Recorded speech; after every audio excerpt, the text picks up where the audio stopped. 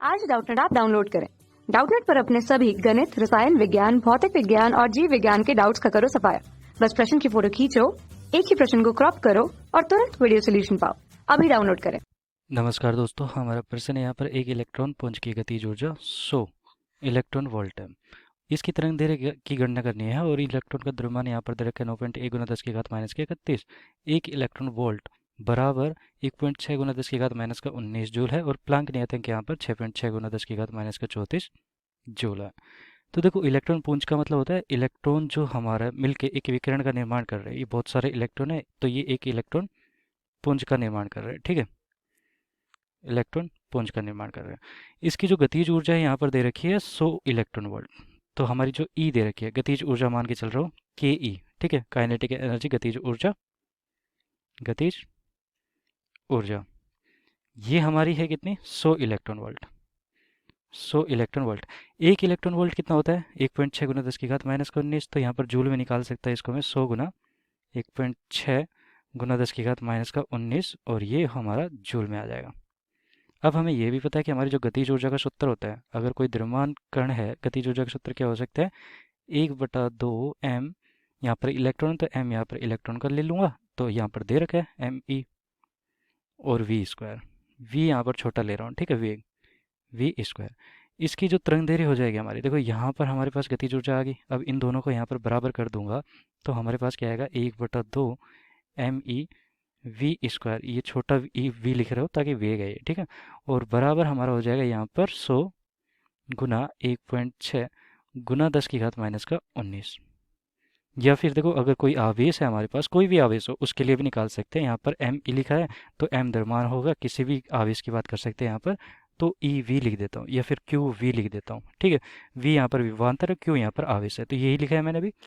q हमारा आवेश है अगर इलेक्ट्रॉन होता है, v यहाँ पर विभवांतर जो लगा रखा है वो होता। तो ठीक है, तो फिलहाल के लिए हमारे पास यही है।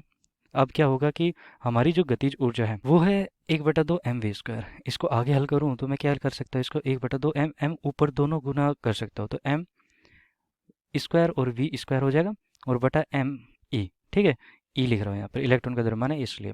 और ये हमारे पास कितना हो जाएगा, 1.6 गुना 10 की घात माइनस का 17। अब इसको आगे हल करेंगे, देखो ये हमारे पास p संवेग बनता है। क्या है, 1/2 संवेग का स्क्वायर, संवेग का स्क्वायर बटा द्रव्यमान किसका, इलेक्ट्रॉन का, और 1.6 गुना 10 की घात माइनस का 17 और ये जूल में है। ठीक है, अब यहाँ पर संवेग का स्क्वायर हमारा पता है कि हमें डी ब्रोगली तरंग दैर्घ्य से सूत्र से क्या लिख सकता हूँ, डी ब्रोगली सूत्र।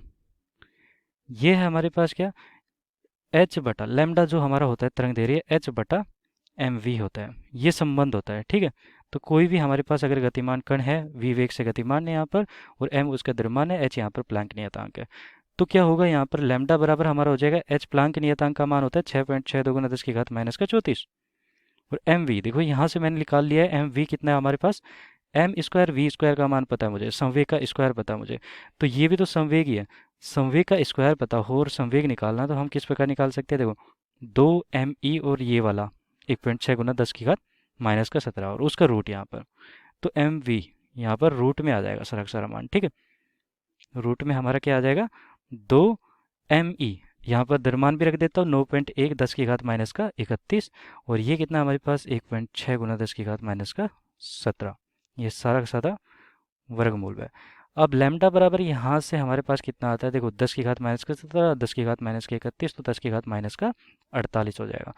और 10 की घात माइनस का 48 को अगर मैं बाहर निकालूँ तो कितनी बार निकाल सकता हूँ, एक काम करते हैं, यहाँ पर 10 की घात माइनस का 17 है और ये 10 की घात माइनस का 31 है, 10 की घात माइनस का 48, इसको 2 और दे देते, 10 की घात माइनस का 25 हो जाता है ये। ठीक है, 10 की घात माइनस का 50 हो जाएगा, वर्गमूल से बाहर है, 10 की घात माइनस का 25 बाहर आ जाएगा।